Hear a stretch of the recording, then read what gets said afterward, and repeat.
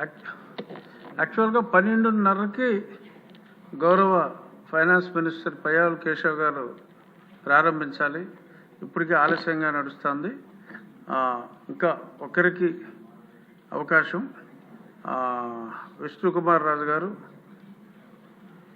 మీరు మధ్యలో మళ్ళీ బెల్ నొక్కొద్దు అని అనకుండా మీరు త్వరగా 5 నిమిషాల్లో ముగించాలని చెప్పి కోరుకుంటూ, ఎందుకంటే ఎఫ్ఎం గారు రిక్వెస్ట్ చేశారు. గౌరవ చీఫ్ అధ్యక్ష, మీకు ధన్యవాదాలు అధ్యక్ష. ఇప్పుడు గౌరవ మన చీఫ్ గారు అధ్యక్ష 15 నిమిషాలని చెప్పారు అధ్యక్ష, కానీ 12 నిమిషాల్లో ముగించేస్తాను అధ్యక్ష. ఎందుకంటే అర్థం చేసుకోండి సార్, ఎందుకంటే మీరు ఒక సభ్యులే, పెద్ద పార్టీ అధ్యక్షులు అంతా బాగుంది, కానీ అధ్యక్షులు కాదు, పెద్ద పార్టీ, భారతదేశంలోనే పెద్ద పార్టీ. మీ ఇష్టం మాట్లాడండి.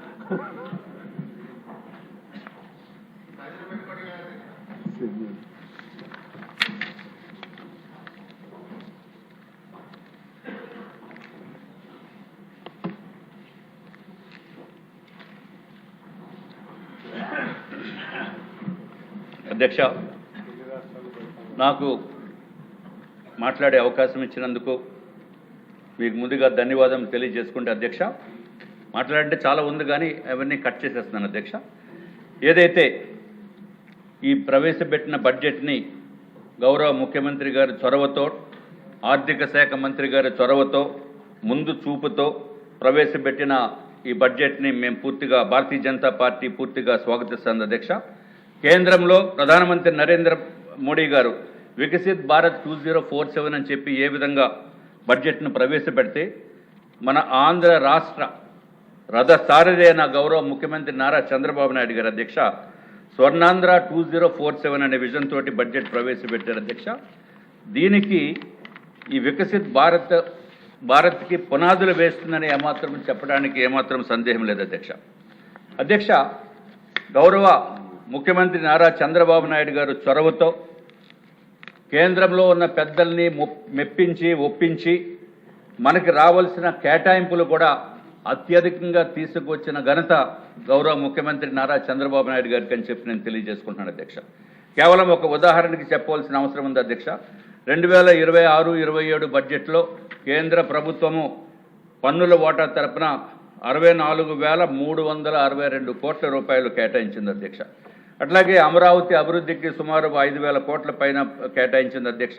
ఏదైతే పోలవరం మన జీవనాడి అనే మన ప్రాజెక్టుకి అధ్యక్ష 3,320 కోట్ల రూపాయలు, ఏదైతే 41.15 మీటర్స్ వరకు ఎత్తు ఉండాలి అనే ఉద్దేశంతో అది కేటాయించింది అధ్యక్ష. ఇదొకటే కాకుండా అధ్యక్ష, గౌరవ ముఖ్యమంత్రి గారు ముందు చూపుతో ఏదైతే మనకు ఆంధ్ర రాష్ట్రానికి కూడా మైనింగ్, ప్రాసెసింగ్, రీసెర్చ్కి కూడా మనకు మద్దతు ఇవ్వడం జరుగుతుంది అధ్యక్ష. మినరల్ కారిడార్స్కి కూడా మనకి డబ్బు ఇచ్చే పరిస్థితి ఉంది అధ్యక్ష.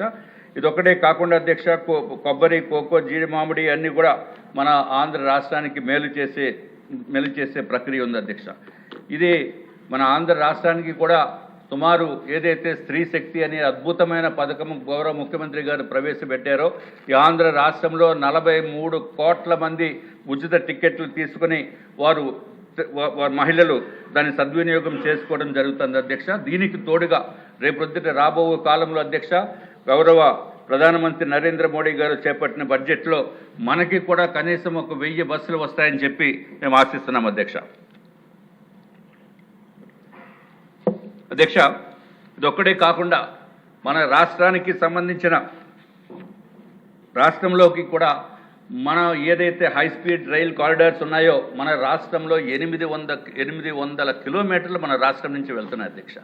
800 కిలోమీటర్లు అంటే ఏ విధంగా మన రాష్ట్ర అభివృద్ధి చెందుతుందో అనేది మన అందరూ కూడా, రాష్ట్ర ప్రజలు కూడా తెలుసుకోవాల్సిన అవసరం ఉంది అధ్యక్ష. ఏదైతే హైదరాబాద్ బెంగళూరు, అట్లాగే హైదరాబాద్ చెన్నై బెంగళూరు కారిడార్స్ అధ్యక్ష. అట్లాగే అధ్యక్ష, ప్రతి జిల్లాకి కూడా ఒక బాలికల హాస్టల్ ఏర్పాటు చేయటం అనేది అభినందించవలసిన అవసరం ఉంది అధ్యక్ష.